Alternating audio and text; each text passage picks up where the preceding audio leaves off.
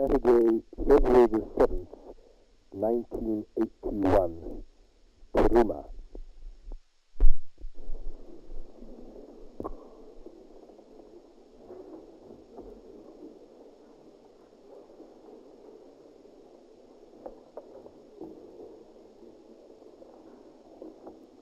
Please turn in the traditional prayer book to page 319.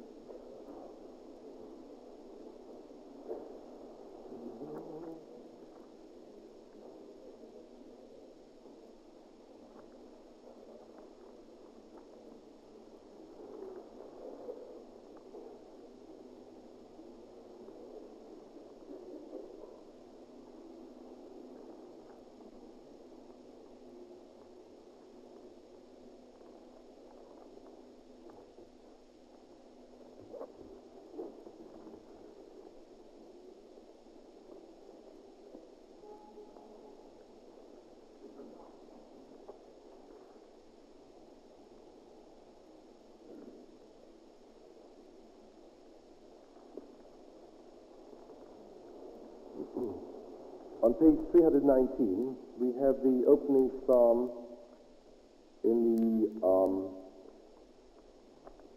Pesukei de Zimra.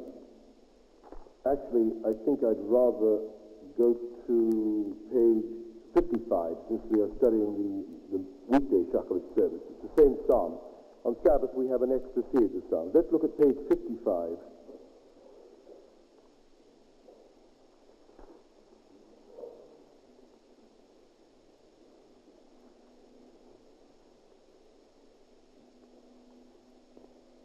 Collection of verses, and it contains a central teaching of the traditional service which we have been discussing, namely the affirmation of the creativity of God, God as creator, the creativity of the world, and what one must describe as a positive attitude, an optimistic attitude towards God's purpose in the world. You recognize some of these verses as coming from the Hallel, and in fact, from the bottom of the page you will see that it's a kind of a mosaic, this introduction. It's not in itself a psalm, but it is a mosaic, a pattern, a combination of verses of psalms, which affirm the central teaching of the creativity of God, which we have been discussing these past several weeks.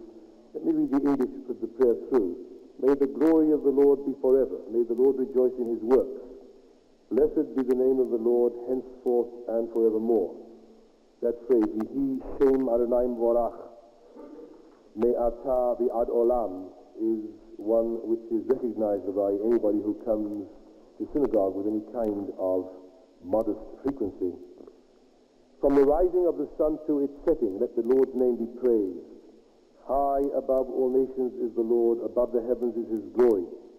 O Lord, thy name is forever, O Lord, thy fame is through all generations. The Lord has set up his throne in the heavens, and his kingdom rules over all. Let the heavens rejoice, let the earth exult, let them say among the nations, the Lord is king. That verse is also, I think, familiar to most of you. Yismchu hashamayim v'tagel haaretz.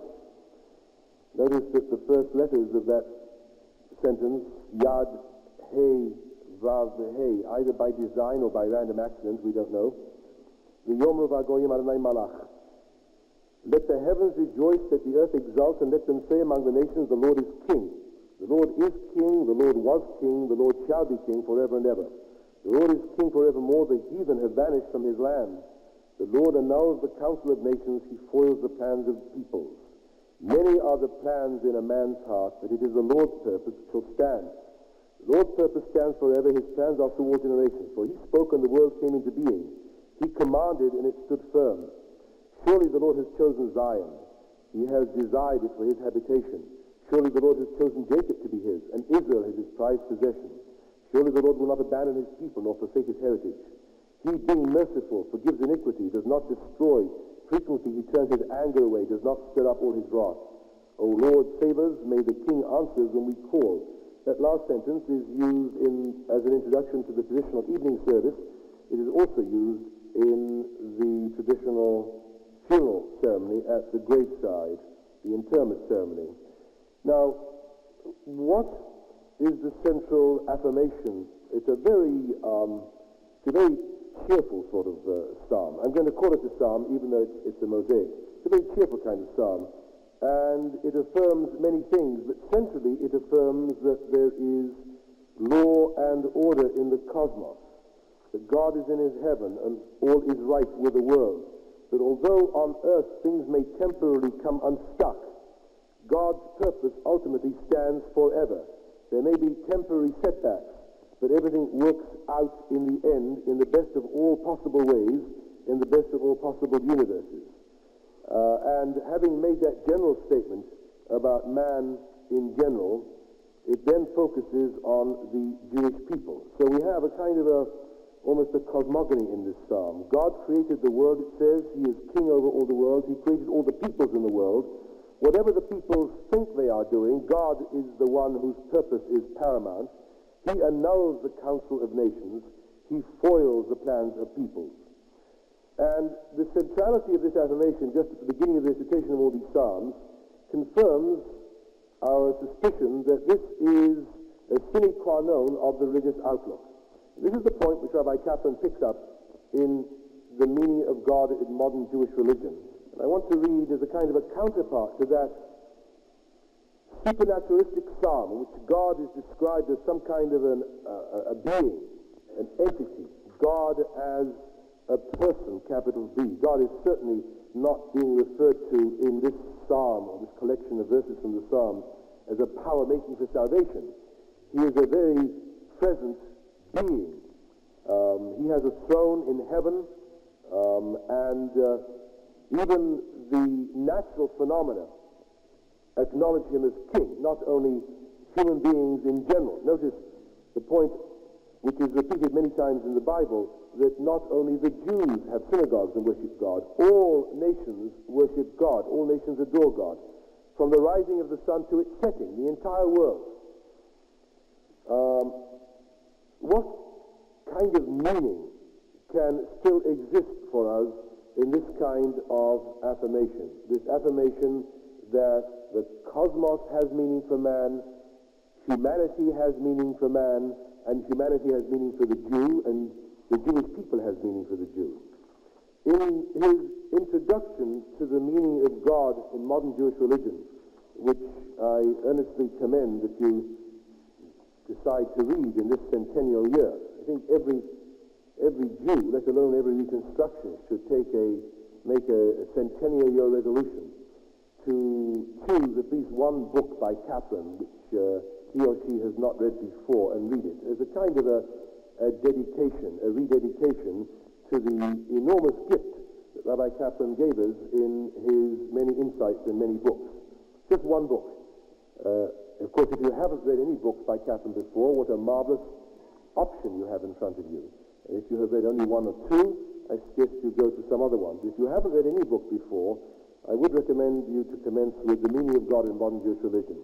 It has a particular meaning to us at the SAJ because these chapters in The Meaning of God in Modern Jewish Religion, which Kaplan tries to spell out the current relevance of the Sabbaths and the festivals, were based on sermons given from this pulpit during the 20s and the 30s, and edited and redacted by the late Eugene Cohn. So they have the ongoing wrestling with which Rabbi Kaplan wrestles with the traditional prayer book, and with which we wrestle with Rabbi Kaplan, has a kind of a continuity that Rabbi Kaplan would appreciate. So if you haven't read any of Kaplan's works before, in this his centennial year, you can't give him a better 100th birthday present than read one of his books. And if you really can't read a whole book, then I would settle for the introduction to The Meaning of God in Modern Jewish Religion. I make no demands, I just make modest suggestions. That introduction is one of the finest essays that he ever wrote, and one which causes me still great problems, and I'm still wrestling with it. Let me read some of this, and as I'm going on, I'm going to stop and interpret. And I would like to invite our congregation this morning, if they have any problem with what I'm saying, if they don't understand what I'm saying, please feel free to raise your hand. I'd rather you didn't shout. I'll get nervous. But if there is anything that I'm saying which is incomprehensible or you would rather have elaborated in greater detail, I will very much appreciate your raising your hand and asking a question. It doesn't have to be a brilliant question. It doesn't have to be a mind-boggling question. It doesn't have to be a profound question. It has to be a question that has relevance to you. Of course, it ought also to have relevance to the subject. But making allowances simply for that qualification, I feel that sometimes those of you who lose the point of the argument and would like to have just a brief pause to clarify the issue,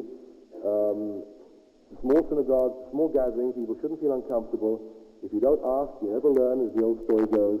And so I am inviting members of the congregation, our visitors, if they would like to simply raise their hand and indicate at any point where they have a question or would like further clarification. Kaplan, as those of us who know him and knew him in his ministrations at the synagogue, was what I believe Goethe was once described as ein Gott betrunkener Mensch, a God-intoxicated man. He talked God round the clock. In fact, he drove you mad talking about God round the clock. And I understand from people who visited him in Jerusalem that if you gave him half a chance, he'd grab you by the neck and talk God as long as you'd give him the time of day. He was obsessed with God. The last years, I remember him preaching from this pulpit every High Holy Days at a time when people looked with respect and admiration, but one suspected with how much understanding, as he wrestled finally with trying to put the closing bricks in the edifice of the God idea, but never quite convincing either us or himself, or he wouldn't have kept on wrestling with this problem. Gave us to understand, as we now understand, that the God idea is central to the ongoing meaning of Judaism. We have to find some sense in which we can believe in God. I had a delightful conversation with a teenager earlier this week. Very, very bright young man who said to me halfway through the conversation, you know, I hope you won't be upset, but I think one of these days I'm going to believe in God. And of course, it was a rather horrible thing for a rabbi to hear from somebody. I felt I was the one who was being the advocate of the devil, the atheist, and he was sort of saying, please don't get upset, Rabbi Miller, but I may one day believe in God. After the conversation was over, I was completely taken aback by the openness, the honesty, the integrity of the conversation. We have some beautiful teenagers in our congregation, our school, absolutely incredible human beings who are searching and watching the teachers to give them the best, very critical. I realized I blew it from a reconstructive standpoint. That conversation was divine. I failed to identify what was going on. If ever there was any ostensive definition of what one could have given a teenager about what the meaning of God is, it was that interchange between a young man and an old man, well, getting on whatever, from his point of view, relatively speaking, in which the young person was striving for meaning. He wanted a history of the cosmos. He doesn't make many demands, this young man. He just wanted to know what it was like when the Big Bang happened. A striving and a yearning, and the very questing had all the hallmarks of what we have learned at the SAJ to understand as divinity. And yet something wasn't able to click in me for me to be able to say at that very moment, hey, what do you mean you're going to believe in God, whatever that means? You're there already. You are a God-seeking person. Your very approach towards life is invested with divinity itself. This kind of searching is divine. This kind of questing is divine. People who are worried about this kind of problems can identify with our ancestors, even though our ancestors used completely different language. And then I realized that I wasn't quite so stupid, because all of us have this feeling that somehow the Reconstructionist God, as my mother says, isn't the real thing. That a real God has to have a beard. Like Rabbi Kaplan. A real God has to be like, if not our Father, somebody's Father. A real God has got to be able to hear us occasionally. A real God has to be able to do something occasionally. A real God has to be able to prove himself occasionally. We are not, basically, as sophisticated as we are, satisfied with an interpersonal relationship between two people, or an interpersonal relationship between a group of people, groups of various sizes and shapes, when we feel, either in the immediacy of the moment or afterwards, that was a very, very special experience. It warrants the use of the designation divine. It was a God-like experience. God was there in that room at that moment. Why is it we have reservations? Rabbi Kaplan is aware of this problem, and in one of his many profound observations in the introduction to the meaning of God in modern Jewish religion, he addresses himself to precisely this question. He's talking to me at this very moment when I say, yeah, it's all right, it's nice to say that when people do certain things, we can identify that experience as divine. I don't want to identify an experience as divine. I want it to grab me by the guts. I want it to grab me by the neck. I want to be overwhelmed. I want to have my mind blown. I want to be theologically freaked out. I don't want this to be all definitions. I see from the nods in the congregation that I'm not the only reconstructionist that has this problem. He says, while the immediacy and the dynamic of God awareness are no doubt indispensable to vital religion, get a load of that. While the immediacy and the dynamic of God awareness, he means the God that grabs you by the guts. That's what he talks about, the immediacy of God awareness. But somehow it isn't such a hot sentence when you talk about God awareness instead of God. And of course that no doubt turns me off. Listen to the no doubt. While the immediacy and the dynamic of God awareness are no doubt indispensable to vital religion. In other words, what Kaplan is saying is, this is a sop to all those small-minded people among us who can't rise to the sophisticated level of being able to be satisfied with a God idea which doesn't grab us with an intense immediacy like being in love, a kind of a theological coup de foudre, but which is a kind of a very intellectual, a very Lithuanian, Litvakische kind of experience of God. While the immediacy and the dynamic of God awareness are no doubt indispensable to vital religion, their value is dangerously overstressed by those of a romantic or mystic turn of mind. I sort of feel slapped down when I read that sentence. I mean, does anybody else feel slapped down reading that sentence? I mean, don't we want something a little more intense? What Kaplan is saying is, that's a no-no for reconstructionists. The ideal mode of experiencing God is an experience of God which doesn't need the dynamic and the immediacy. It has a sort of there's a delay effect in it. It's not something that one feels in the heat of the moment. It's something of what one is aware of, one is conscious of, that is more of an intellectual dimension to it than an emotional and intuitional. To believe in God, Kaplan writes, is to reckon with life's creative forces, tendencies, and potentialities as forming an organic unity and as giving meaning to life by virtue of that unity. Let me elaborate on that sentence. I'm trying to find some point of connection between the psalm that we read and this understanding of the divinity. The psalmist has no doubt in his mind that God is a king. Whether he believed that God was a physical king is hard to say, although there is enough evidence both from the biblical and the rabbinic and the medieval period to indicate that our ancestors did, in fact, have a rather concrete idea of what God was. God did have some kind of a substantive nature, and it's much easier to believe in God on that level. Whatever else we can say about the psalmist, he obviously believes in God as some kind of a being who was king, who is king. He is not talking about, the psalmist has no doubts. The psalmist accepts this as an actual existential living reality. Kaplan is saying here that we live in a cosmos in which there are very many beautiful things, like that conversation I described to you a moment ago. Interpersonal relationships, our enjoyment at nature, our enjoyment with ourselves, our minds, our bodies, the physical and spiritual pleasures that life offers us.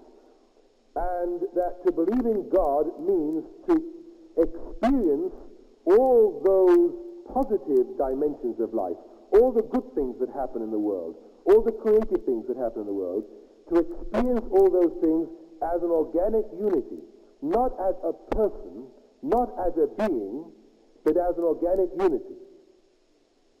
I think this gives us some problems. That is to say, I don't think anybody in the synagogue this morning denies the fact that we live in a cosmos where some very terrible things happen, but also where some very exquisitely beautiful things happen. I mean, anybody can deny that. I think what we might question is, do we have to accept all the beautiful things that happen in life as forming an organic unity? Do they form an organic unity? This is not something that Kaplan always insists on. In fact, on other occasions, he doesn't treat it as simply an intellectual idea, but seems to indicate that in the cosmos there is some kind of divine striving. Those of you who are acquainted with some of the material which has been written on Kaplan's thinking will know that many years ago, a philosopher by the name of Harold Weisberg raised the question of whether or not Rabbi Kaplan, we've discussed it from here before, whether or not Rabbi Kaplan doesn't alternate between two ideas of God which don't quite fit together. One is this notion that believing in God is reckoning with life's creative forces as forming an organic unity, which sort of is a kind of a way in which we experience the universe. The other one is stressing more the organic unity in a sense that although it's not a being, it does have some kind of an individual status, which leads to a form of a religion which is described best as teleological vitalism, something that's very common to the writings of Bergson, Henri Bergson, Bernard Shaw, the notion that in the cosmos, although there is no God as such, there is a divine nisus, there is a divine striving. Our problem, as I see it, is that as the decades have progressed since Rabbi Kaplan wrote these ideas, it is becoming more and more difficult for people to reckon with life's creative forces as forming an organic unity. And I think that is one of the reasons why Orthodox right-wing sects are doing extremely well in the 1980s. That is to say, since it is becoming increasingly impossible to entertain a naturalistic conception of God, the only real alternative becomes a supernaturalistic version of God. The idea that there is somebody there. In fact, it's very much like today is very redolent, to me at least, of the 30s and the 40s, when every other day some brilliant scientist or some brilliant classicist or some brilliant scholar or some brilliant poet would announce that he was going to join the Catholic Church. Do any of you remember those days when somehow people just gave up hope? They just felt that, after decades of worry, the Enlightenment, trying to come to terms with a God idea, people said, to hell with it, it's no good. I'm fed up with worrying about life's tendencies and possibilities as forming an organic unity. It's so much easier to go to church and believe. Forget it already. I mean, men of the caliber of T.S. Eliot, men of the caliber of Gilbert Murray. It's a serious problem here. It's a headache we've inherited from Kaplan here. It's a serious problem. It was so much easier to go and say, Our Father which art in heaven. Solved all problems. You have something tangible to believe in. This way you can go crazy. The constant worrying about what it means to believe in God. Kierkegaard spoke about a leap of faith. He acknowledged the fact that you couldn't argue your way to a belief in God. Problem is that Kaplan acknowledges that you can't even argue yourself into this kind of a belief. Even the belief that life's creative forces and tendencies and potentialities form an organic unity is not something that can be demonstrated. How could it be demonstrated? This is something that you have to make some kind of a Kierkegaardian leap of faith. So if you're going to jump, you might as well jump. A real jump. A big jump, not just a small jump. These problems are still with us. Kaplan goes on. Life has meaning for us when it elicits the best from us, the best of which we are capable, and fortifies us against the worst that may befall us. Such meaning reveals itself in our experiences of unity, of creativity and of work. In the experience of that unity, which enables us to perceive the interaction and interdependence of all phases and elements of being, it is mainly our cognitive powers that come into play. Now he's talking about the fact that if you really think, and it apparently was easier for him to think this in his day than it is for us to think this in our day, everything in the universe is interrelated, and therefore, no matter how small our contribution to what goes on in the cosmos, we are affecting the cosmos, and the cosmos is affecting us. This idea of individuality and interdependence, or individuality and cooperation, or an awareness of the totality of reality insofar as it affects the minutest atom, and the way in which that minutest atom, in however minute a way, affects the totality of reality, that is an intellectual idea which Kaplan says must become something that we feel, the sense that we are part of a totality. Is it possible still to have this feeling today, when astronomy has opened up to us vistas of such enormous, vast size? I get the impression that most people today don't think of their divine experiences in terms of galaxies and nebulae. They're quite satisfied to think of them in terms of the extent of their family, their community, their nation, maybe the family of man, maybe the globe. But beyond that, one doesn't get the sense that there is a constant awareness of a relationship in terms of cosmic spaces. Kaplan felt that one of the elements in believing in God ought to be an experience of unity with the cosmos. Do people have these experiences today? Most? Come on, share it. The lady who was nodding, would you, please? No? Oh, I'm sorry. I don't want to embarrass you. I just thought you'd share. I mean, I would like to have heard it from your own lips, what this means. But I have difficulties with it. Do people think... Yes, go ahead.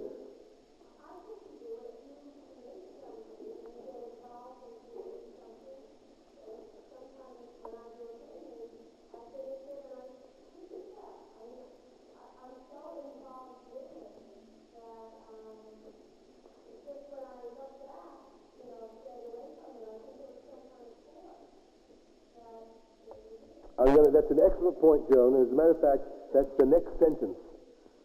In the experience of creativity, which we sense at first hand, whenever we make the slightest contribution to the sum of those forces that give meaning to life, our conative powers come to the fore. That word conative was very popular in psychology about 60 years ago. It means the striving, the will, C-O-N-A-T-I-V-E. Now, Joan is absolutely right, but of course, you're just lucky, Joan. You happen to be creative, you see. What about the people who aren't creative? Well, I think, was it W.H. Auden who says, well, everybody can make a cheese souffle. Is that really so? I don't know. I mean, some people can't even boil an egg. So, you see, in order to feel this way, I think that creative people are very fortunate. If you're an artist, or a composer, or a poet, or an architect, or someone who lives via creativity, this is great. But what if you're a shorthand typist? Between 9 to 5, you're typing other people's meanderings. Or you're in a factory and you're just pulling, like Charlie Chaplin, just pulling. Is that creative? Where your work is something that you despise and hate. And incidentally, what am I talking about Charlie Chaplin? There are plenty of professionals in our day who can't stand their work. It's just a way of making money. They hate what they're doing. They come alive when they get home and try to do something which is creative in their leisure time. Kaplan says that we've got the two ideas, first of all. First of all, to believe in God means to feel that we are part of one totality of reality. Everything in the cosmos relates to me, and I relate to everything in the cosmos. It's a marvelous idea, and I've got one customer this morning, but apart from that, I don't know who feels that way. You don't have to talk. Please.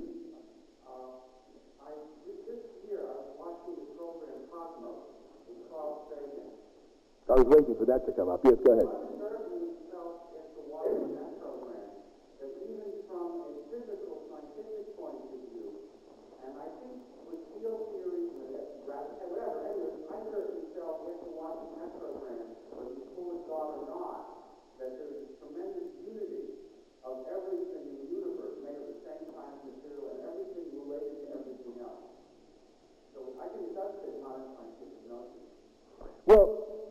I thank you for your remarks and welcome them, but I am not sure what it is that you are being excited about when you watch Carl Sagan's program, because all that stuff out there is cosmic dust.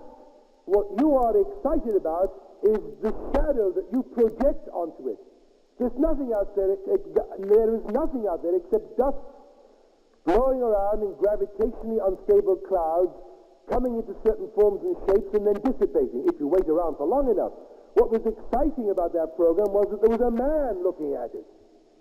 Without anybody looking at it, what is there? Well, let's give the last man who spoke a name. I haven't seen him here before. Eli? Are you a member or a visitor? Good.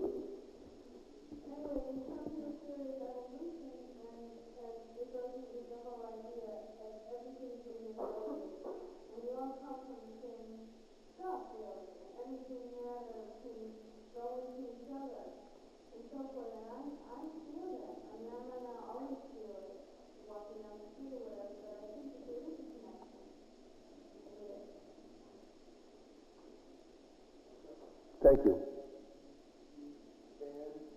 Every time we address something, we stand in relationship to it, and it in relationship to you.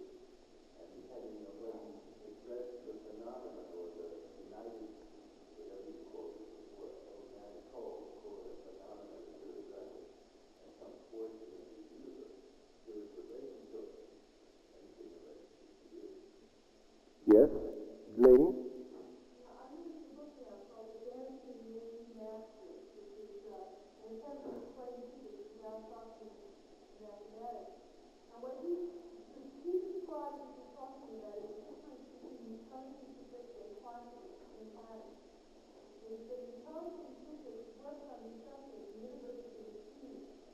And that every event can be completely described and explained.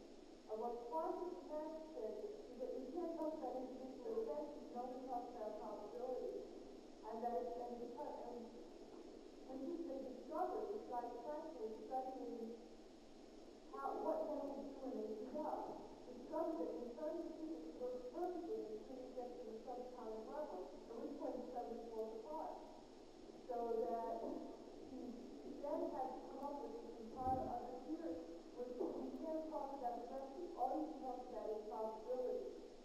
And it becomes the whole certainty on which everybody, including Darwin's shell, has been completely destroyed because you find that it's consistent all the way down, and at some level there is chaos.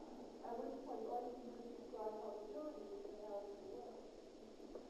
We're getting very close to the problem, and I'm grateful to you for formulating in that way. That very notion that our theories and our theologies only function within certain areas is something that's very central to this entire issue. I felt this very much so a few years ago when a dear friend of mine died, and this person had been a very religious person in life, but in death, somehow the religion didn't quite help. That is to say, it occurred to me for the first time with enormous forcefulness that the religious approach is fine, like your scientific theories, within certain parameters. But outside those parameters, there is chaos. And the religious theory cannot reach. That makes a lot of sense to me because I don't know why I'm having difficulty with this idea. And what you're saying is there has been a shift in scientific paradigm between 1900 and 1980. And it would be natural if our thinking would reflect that. I'm very confused about this idea, but what you just said, I think, throws light on the fact that this idea of order and chaos is itself problematic in 1980. The very simple distinction that used to be drawn between order and chaos is not as easy anymore. The idea in the 1900s was that the more we know about reality, the more systematic and the more ordered and the more predictable it becomes. Apparently now the problem is that the more we know about reality, the less predictable in certain respects it becomes, because on the margins of our knowledge, we find we are back into chaos. Jerry, you're giving me a very fixed look over there, and I'd very much welcome your reaction if you have one. No? I'd like you to react to Laney's comment, being my resident scientist. Not yet. All right, I'll accept that. The third point, let's go through this again then. The first, he says, to believe in God is to reckon with life's creative forces as forming an organic unity. You see, I have no problem at all with the phrase life's creative forces. I'm surrounded by it all day long. I see it everywhere I go. I think rabbis are especially privileged because they are with people at times when this precise kind of creativity comes out. Yes?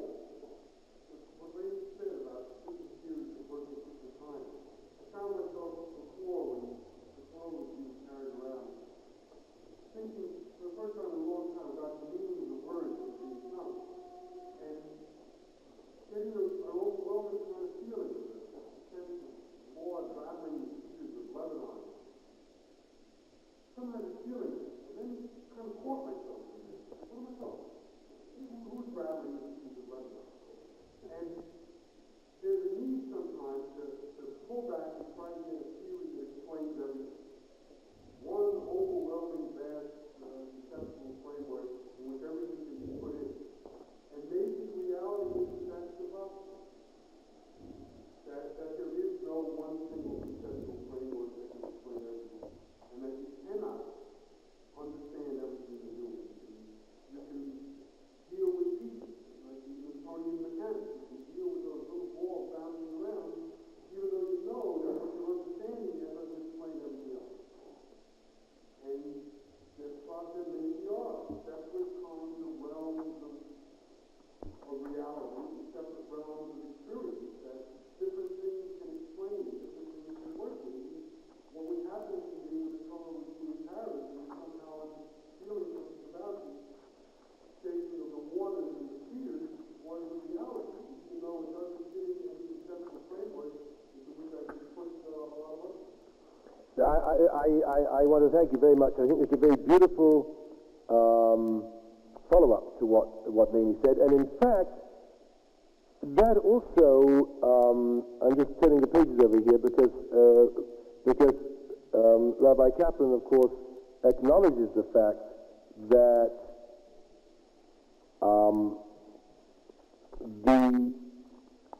the theories can't be global. Well, on some level he acknowledges that. In respect to the problem of evil, which we were discussing a few weeks ago, Kaplan says you can't blame God for evil. He wants to hold on to this. That's exactly where we took off actually from this blessing Yotzel Ora Bori Choshech. That God creates good and evil. Kaplan says no, you can't blame him for evil. In which case we have to accept the fact that monotheism is not total. So he himself acknowledged the fact that monotheism from a reconstructionist point of view is limited. We don't say that God is responsible for everything. We say that which is evil is where God has not yet been able to operate, or an unredeemed aspect of life. What you seem to be suggesting is that there is no way of having one total global theory which accounts for everything and which everything fits in, that we have to be satisfied with partial visions, and that if the religious vision is a partial vision, we should be able to live with it. And it is important to be able to enter these partial visions, and while we are in them, to experience them to the full without worrying all the time about what it looks like from the other side of the street. And one of the things that concerns me very often about Reconstructionism is that the element of self-consciousness never leaves us. We are so afraid of reverting to some kind of atavistic primitive orthodoxy that we're always telling ourselves what we're doing. Somebody came to me after Yom Kippur this year and said, hey, why don't you let us just get on with the business of Jewing and not telling us all the time what it is that we're doing when we're Jewing, to use the Zalman Schacht's phrase. I don't think it was a totally valid criticism, because a lot of people who come to Shul Yom Kippur don't know whether they're coming or going. We have to have a certain number of points during the service where we stop and say, hey, this is what's going on. But your point is very valid. What is wrong in wanting to identify with our ancestors who believed in a kind of a converted god of nature, because that's basically what Yahweh was. Yahweh was a kind of a composite of Baal and Astarte, the nature god, the rain god, and I would have thought this is a very powerful image. Instead of saying, in Kaplan's rather, well, it wasn't sarcastic, but where in that quotation when he says, while the immediacy and the dynamic of God awareness are no doubt. Never mind the no doubt. How about hearing the wind in those cedars of Lebanon? How about hearing an earthquake while the ark is open and the Sefer Torah? I don't mean a real one. I mean being able to enter into the mindset of those people and having that kind of an experience. I'm also picking up from what Wendy said. I'm not sure how this relates to what Jerry said, but I use God, the concept of God, as kind of deciding theory of the universe, or model of how the universe operates. And in the early 1900s, when you had this operating theory of determinism in the philosophical thought of the time, scientific thought, then God became a model of deterministic universe. God himself was deterministic. What you could predict what he was doing, his relationship, he was doing good, he was being represented good of good or whatever. That differs with the Catholic statement that evil is good on it. And it's similar to how the role of models in economics, where today we've lived in an economy such a complex, sophisticated entity that we can't model it successfully. We're always leaving something out, and therefore we're dealing with probabilities of occurrence because you can't take everything into account. And sometimes the models just false predictions. Sometimes the models just don't fit reality. But we still have to take the models with some sort of paradigm. We have to work with them and just give a probability. Just know that their answers have a certain probability of being wrong. I think we have to, we're coming to a more sophisticated view of God, and that whatever model we choose that he represents for the universe, we have to allow a certain probabilistic type of relationship to us, and it involves good and evil, because it can't always predict exactly what's going to occur. And so Kaplan's statement of God being only good and not evil, that's what's applying to us. Going back to the notion that a theory doesn't have to explain everything, but that while one is inside it, one can accept it and be involved in it. I think a lot of, and I'm picking up on Jennifer's notion of of what you call a more mature religion? Sophisticated. You see, that's the problem. Can one be sophisticated religiously and hear the wind in the willows? I mean, the wind in the cedars. That's the question I'm raising. Because I would like to have both, and that's a real problem. The question is, can one, by an act of volition, without giving up one whit, let me finish my sentence, Beverly, before you disagree with me. You see, this is what I feel that Kaplan, in his writings, I watch out very carefully for this, is of the opinion that the sophisticated type of religion has to be extremely suspicious of what he calls the immediacy and the dynamic of God awareness. Translated into the language of the cedars of Lebanon, I think what Kaplan is saying is if people want to hear the rustling of the wind in the trees, then we're in trouble as far as Reconstructionism is concerned. Yes. An image that's always been very powerful, and that's been the image of Moses left back on the mountain, and everybody went over the river. And to me, that image has always been one of someone who insists on omniscience, who insists that, unless it's an absolute 100% perfect, I can't do it. And I sinned once 30 years ago when I touched that water, and now it's not good for me, but you guys can go ahead. And the children of Israel go ahead without perfect knowledge. And they don't have it all. And Moses stays back there. He wants to have it all, and he doesn't get across. Michael, that's beautiful. That is so beautiful. Thank you very much. That's lovely. That is great. That is great. In other words, yes, I think you're putting Rabbi Kaplan in the best of company, and I think he deserves it. And I think he also, in a sense, wants to be buried on the mountain and doesn't want to cross over, because throughout his writings there is this impossible demands that he's making on ordinary human beings. He is a man who was able to dispense with what we call the mystical or the experiential approach as being a sop to people who can't really rise to the great heights. The kind of ethical sensitivity. I made one mistake, that's it, I don't qualify. I made one concrete reference to the God. I heard one cedar swaying on a Shabbat morning, that's it, I don't qualify. And I don't know whether it can be bridged. I remember the first time I met Rabbi Kaplan, and he took one look at me with those eyes of his, and I thought I was having laser beams put through my head. I mean, to sit and discuss it, and when he really, by the time he was already over 80, so he was sort of slowing down a little bit. What he used to do to people, I mean, when people talk about, Moses having burnt up people, just when he came down from the mountain, he had to put a veil over his face. Why? Because it was like laser beams, you just burn through. That is the same kind of experience, and it comes through in the writing, and we have to take that into consideration also. Let me mention the third.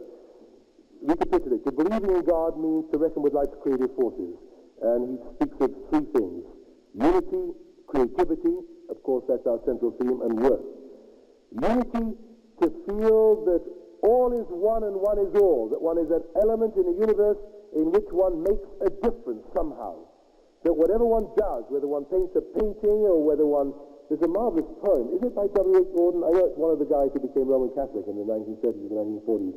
About, saying you don't have to write a hymn to worship God. You don't have to build a cathedral. You can worship God simply by making a good cheese souffle. I got that from somewhere. That wasn't my idea. Even if you sweep the kitchen floor, this is a very feminist, anti-feminist.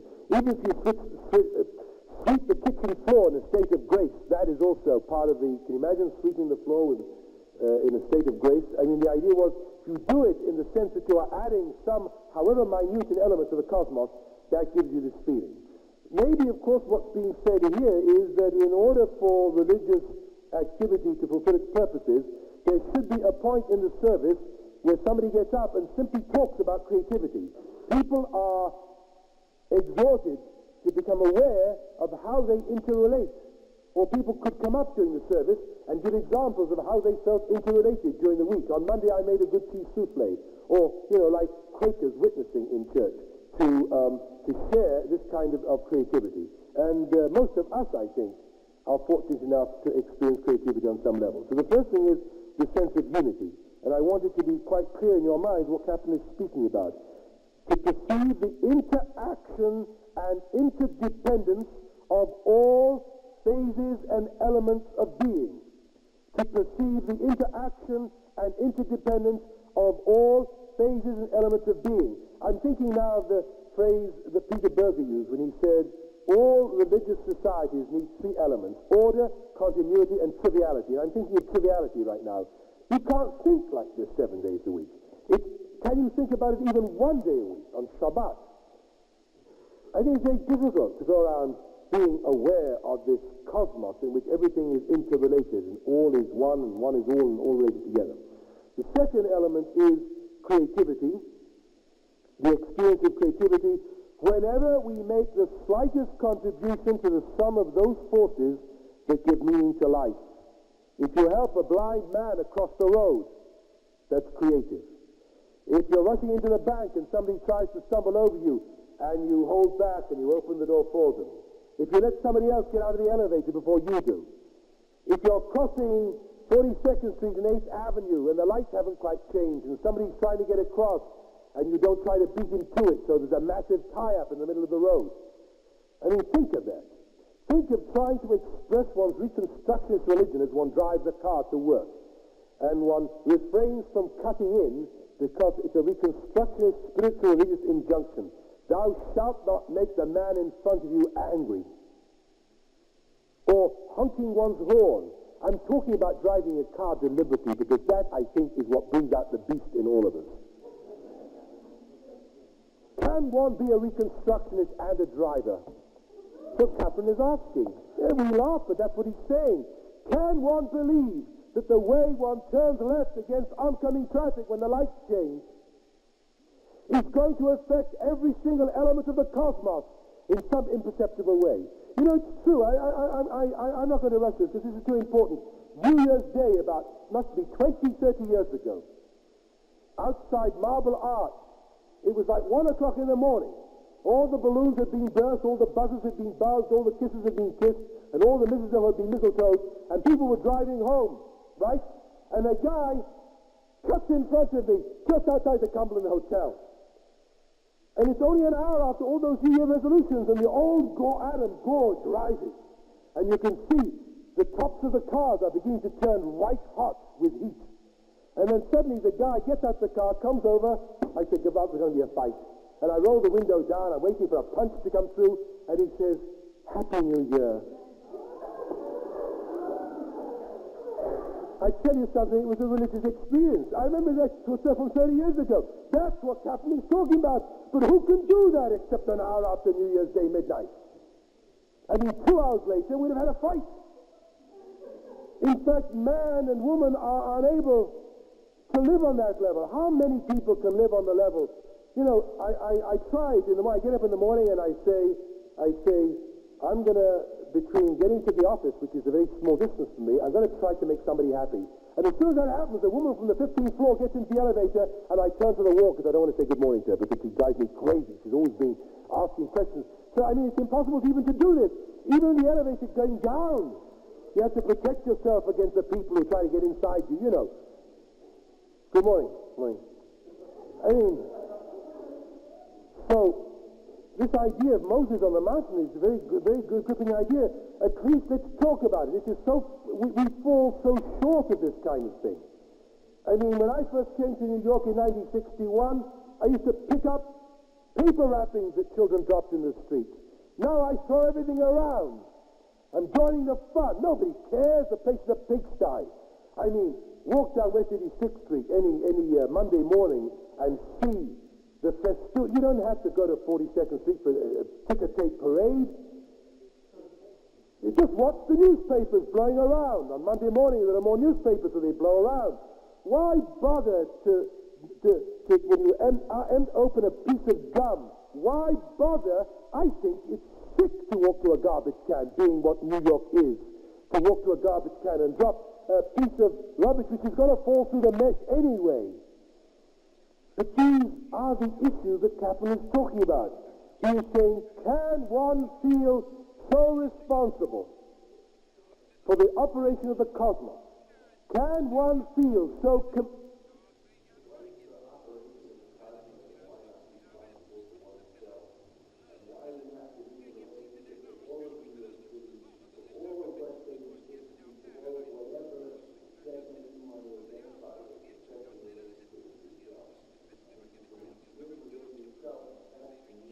Well, that's a marvelous idea, but that's not what Kaplan is talking about.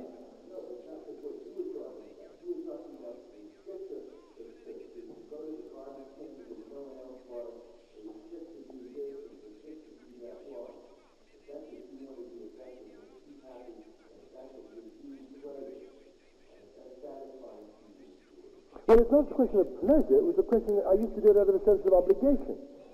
I remember once walking, I've been with you in a moment, I remember once walking down Broadway with my wife Mary, and somebody just finished a bottle of beer and slapped it down on the sidewalk. So we'd only been in America for a year. My wife goes over to him and she says, pick it up. Well, please for the organ. I mean, I hid in the supermarket. Pick it up. And this guy, I want to tell you something. This guy was a gorilla. And he looked at her, and this little, pick it up. You can't do this in the street. He picked it up. I almost died. I wouldn't try that twice. I wouldn't recommend that to anybody. You get yourself knifed. It's crazy. But that's the kind of thing that Kaplan is talking about. A sense of responsibility. What happens on a subway when people are nice today? Everybody turns around and walks in the opposite direction. Nobody cares. Nobody wants to know. You see, one of the reasons why I have difficulty in understanding Kaplan is perhaps because we have become so thick-skinned, spiritually speaking, because we have to protect ourselves, and therefore we have to deny the moral implications of what he's saying. But then that's also a problem, Beverly.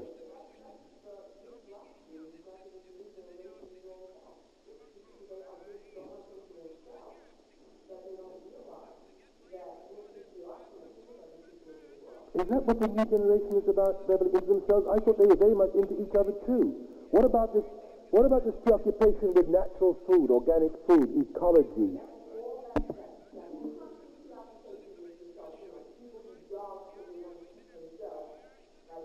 Now you're getting personal.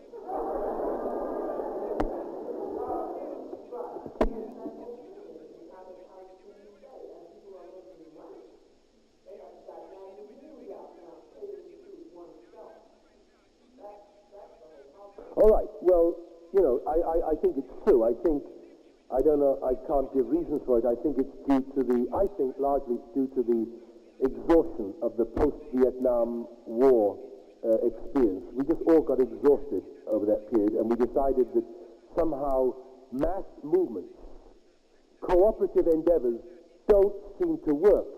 We all felt so frustrated. There were these mass marches of the 60s which made all of us feel very much in the way Kaplan writes about sensing that if you went to Washington, your body on that field in Washington, seen by a television camera or giving moral support and uplift to somebody else next to you, would make that much difference. How many people who went to the Washington marches really felt that their bodies there made a difference and put themselves out and made a sacrifice in order to be there? And there's a kind of a moral lassitude sweeping the country today in some sense. And the people don't want to put themselves out. And there is this obsession with the individual. And it's true. A lot of people are just looking for themselves. In other words, they're trying to do their own thing. But whether that's true or not, I think we still have an absolute obligation to readdress ourselves to some of these issues, much as they make me feel slightly uncomfortable. What is the status of this kind of phenomenon? I'm talking now in terms of these three ideas: unity, creativity, and work. Our main interest is in the realm of creativity, but we have to work on the other ideas because most of these ideas flow over into other areas. You're saying the growing mood today is of individuality. I'm all right, Jack. Or in the Hebrew phrase, it's the man who shuts his front door and says, Shalom Alecha Nafsi. You see, it's not a new thing. In Rabbinic Judaism, there's this notion of the man who says, in a time of persecution and suffering, when other people are suffering, there's a phrase for the man who locks the front door and says, Shalom Alecha Nafsi. I'm all right, Jack. Hello, me. You know, Shalom Alecha Nafsi. Me, Nefesh, Nafsi. The question I'm raising is, given that this may be a phenomenon of the 20th century, we don't have to be tied to this particular era and its individuality and its individualism and selfishness, or an age which only stresses the first trilogy of Pirkei Avot, in Anili. In other words, Anili. Stressing only Anili. That's what the individual is, Anili. In other words, we know that Hillel says it's no good, but the individualism we see today is stressing, I'm all right, Anili. I don't care what happens to anybody else. How many people are flushing the toilet less these days, or showering less, or shaving with a plug in the bowl? I'm not asking, this is a rhetorical question, and I'm asking myself a question too. This is a very small issue, and very much bound up with this question this morning. Here we have a drought. Does anybody care? And they tell us if you don't watch it, it's going to get worse. Is it not true that for most of us, this is a kind of a hypothetical idea? We want to have 3 showers a day. The guy next door will do this conservation.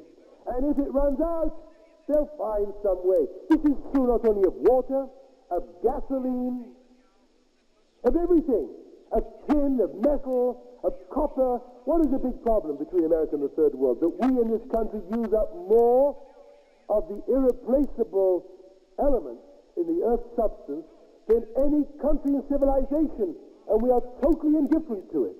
We waste prodigiously, Kaplan is addressing himself to that issue. It's an impossible issue, but it has to be addressed. Can we regain, you see, to us it sounds like a Boy Scout Girl Guide idea, it's a Brownie ideal. Can we regain the notion that we must be responsible, we must conserve? I'm talking about driving. Do we care? I'm really asking some very searching questions which nobody has to answer, but we all stand condemned. Driving below 55 miles an hour. We know that it's established that there are fewer accidents.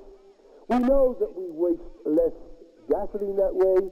And yet if you go to any highway, how many people bother unless there's a police car around or they're fearful of being picked up on the radar?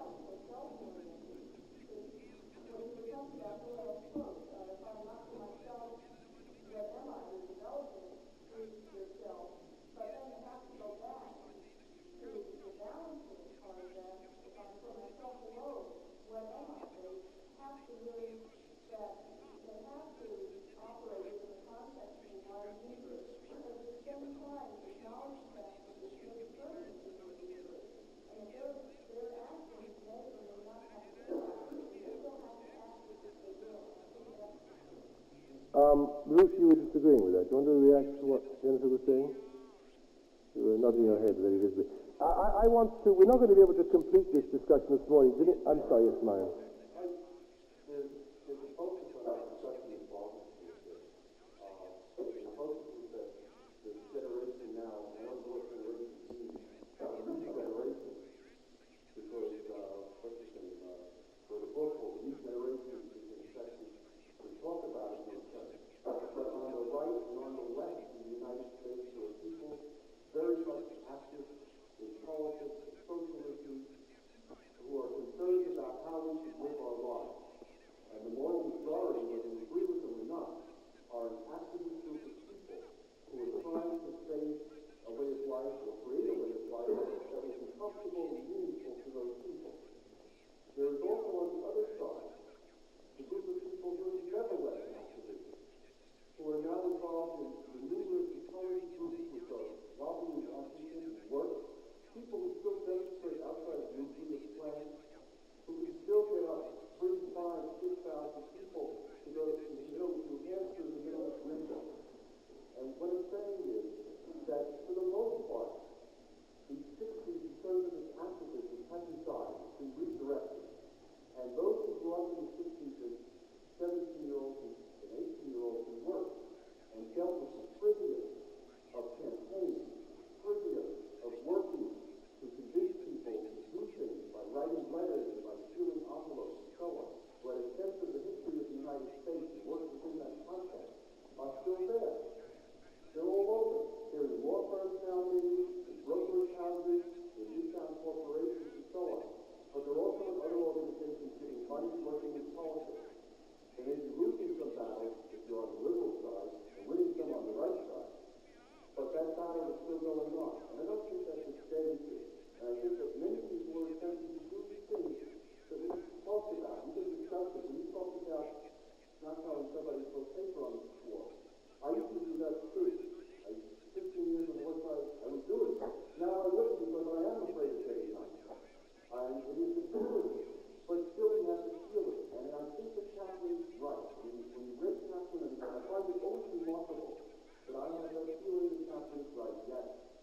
I live on that level. We don't flush our toilet anymore as often. I mean, it's fantastic. When he talks about it in those terms, and I know people around me do the same thing, many of them. And the same thing happens in my office, when you go to public areas, and people are conscious of it and talk about it. And I don't think we should put down what many people are doing, and it does happen. And only focus, and I think these parts of always is a tip. And the easiest maybe to attack or vilify or identify, because they're so visible. Barbara? Yeah, I would be the last person in the world to put down demonstrations or picket lines or activism, because I've been on more and I've organized more demonstrations and picket lines than I can count. But I've recently become concerned about what is motivating a lot of these people who do organize the demonstrations for whatever the cause. Shortly after 3 Mile Island, there were a lot of demonstrations against nuclear power, even for so-called peaceful uses, organized around the country. And I was speaking to an organizer of a mass demonstration that was going to take place in New York. I was trying to find out where it was taking place and the times, etc., so that I could participate. And the woman that I was talking to was getting off on the demonstration, not the reason for the demonstration. And she said to me something which I really found quite obscene, because she was excited about how terrific it was they're demonstrating again in the 20s, just like the 60s. And it was almost as if this woman's life had had no purpose, since there was no major issue to get upset about. Like Myron, I too have stopped saying to someone on the subway or the street, you drop the tissue or you drop your cigarette, because I'm also afraid. And I don't like that in myself, because carrying that through to a logical conclusion. I must ask myself, am I not therefore being affected in my actions by outside forces which I abhor? And if I'm going to carry that through to an extreme and a logical extreme, therefore are those non-Jews in occupied Europe during the war who said nothing but knew what was going on. They said nothing because they were afraid of the outside forces and how those outside forces might react to their taking an active stance against what was going on in the Jewish community. Is that not the same thing? Yeah. Yeah. Yes. Just a moment. I two more people. Yes? That's why I'm just paradoxical in general. That if I can invest my energy in a very specific, very narrow area, perhaps I can create experience, then I feel much more inclined, much more connected with the general universe. And that's what I draw. So the new generation kind of thing. I'm less inclined to want to kind of get traffic in a left turn and do something that would be possible for me. If I focus on and have means to do that, I find I'm much more in tune with and much more compatible with the general. I don't know whether that's mine or Yes. Rabbi? I think this discussion is in a very high level. There are two elements that affect me. First is the ethical approach. So our thoughts are that one speaks righteously. And my feeling is that all these little things are very significant.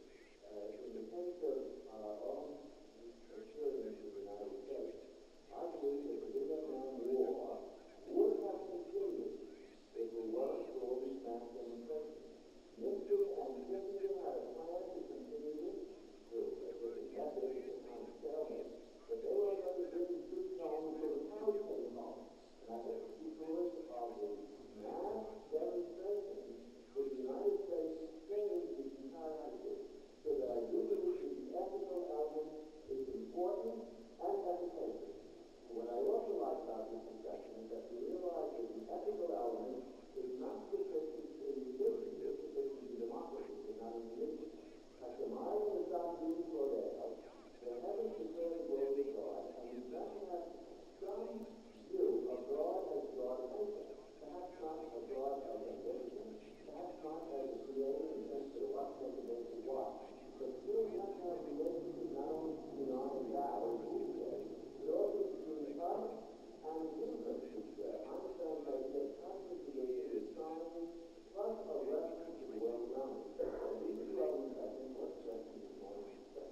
Well, thank you very much. We're going to have to stop right now because we're running out of time. I want to end with an example. You see, I feel that the Kaplan is setting us an enormously high standard, and we have to keep on looking at that standard, even if we can't maintain it. I have spoken frequently from this pulpit about the need for this generation of reconstructionists to take a second look at tradition. It goes without saying that this generation of reconstructionists also ought to take a second look at Kaplan. I suspect that some of us haven't even taken much of a first look. And there is a great deal of riches in this writing. I have, as I have shared with you before, difficulty in seeing the cosmos as a whole somehow involved in this relationship. Human society, yes. To go back to this image of the Carl Sagan's universe, the meaning that I experience in life does come from human beings. We put meaning in the cosmos. Without us, I don't see any meaning at all in the cosmos. And therefore, it is our human meanings which constitute the values that we have. And I don't feel the inevitability of having them related to some wider cosmic purpose. That is the point I want to pick up next week. I want to finish with 3 brief stories. One, a man who can crack a joke 2 minutes before he dies. I find that enormously impressive. A person who retains his sense of humor while he's dying. I find that enormously impressive. The British ambassador in some darkest part of Africa, who, in spite of the fact that he's surrounded by naked natives, every night at 6 o'clock dresses in a tuxedo for his martini. I'm enormously impressed by that image. The tendency is to schlock around if nobody else is there, to run around in blue jeans and a dirty sweater and drink it out of the bottle and spit on the floor.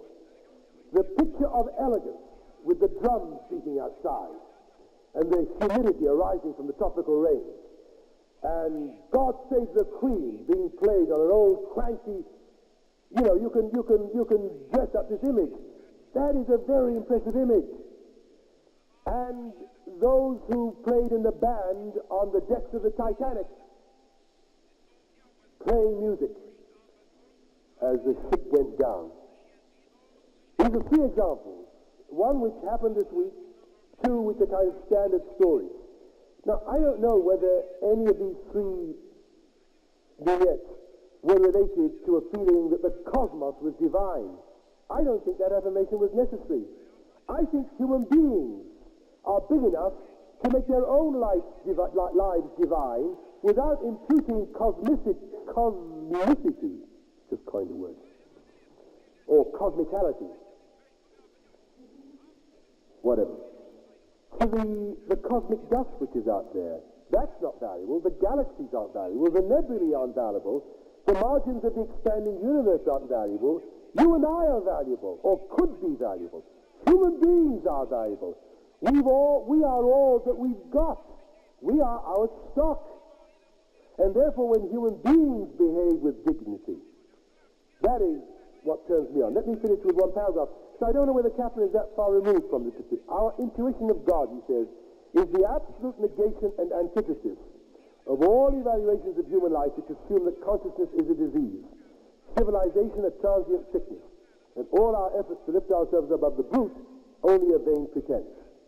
It is the triumphant exorcism of Bertrand Russell's dismal credo. Brief and powerless is man's life. On him and all his race the slow, sure doom falls pitiless and dark.